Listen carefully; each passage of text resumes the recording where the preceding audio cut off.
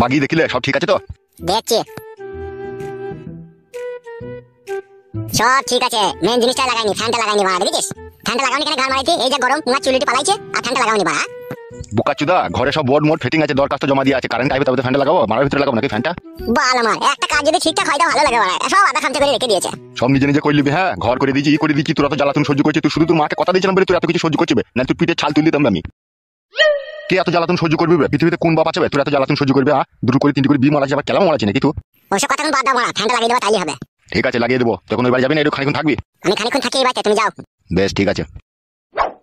ও বাবা শোনো শোনো, কি হলো কি বল? বলছি তোমার বউ আর আমার বউ দুজনে মিলে বাড়িতে নাই, কোথায় গিয়েছে? আমাকে ওষুধ করবে বলে ওদিকে মানা করে দিও। তোকে এইসব কথা বললো? তোকে ওষুধ করবে? কুটকলাই আর আমার ওই বেজন্মাটা, ওরা দুজনেতে ঘরে বিস্কুট খেয়েছিল, দেন বলা হবে। তুই কোথায় গিয়েছে, কোথায় ওই বললো সব। কি বলেছে কি? কুটকলাই বলছে যে তোমাকে ওষুধ করবে, দেখবা ওই মা গিয়েছে তাই বললো। বলো বোকাচুদা, ওষুধ মারাইতেছে? হ্যাঁ গো বাবা, মিথ্যে কথা বলিনি, সত্যি করে বলছি। বলো ভাই, ওরা দুই মা বিটিতে আমার ঠান্ডা লেগেছে বলে গন্ধ ভাজালির পাতা আনতে গেছে। কথা বলা বিশ্বাস করো না কেন তুমি? ফালতু চুদা বকি না, ওষুধ দেওয়ার কোনো কাজ হয় না, বেতালি লোক ওষুধই করতো। মানা করে দেবা যদি ওষুধ করে, ঠিক আছে? তুমি জানো না তোমার বউকে বিশাল শিয়ানা ও পাটি। ঠিক আছে বে, ওসব কোনো টেনশন নাই, তুই থাক, আমি চললাম। বেশ ঠিক আছে, যাও। শোনাবো, নতুন ঘরটাকে পেয়ে তুমি খুশি হয়েছো তো জান?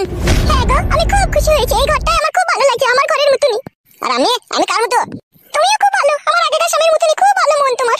ও শালার কথা বলো না, এখন আমার কথা বলো। তুমিও খুব ভালো, তুমিও আমার খুব সুন্দর স্বামী। তাই নাকি আমার জান? তাহলে আবার কাছে এসে শোনা, জড়িয়ে ধরতি না, কি আরাম লাগে। তুমি তোমার মনের মতো করে জড়িয়ে ধরো।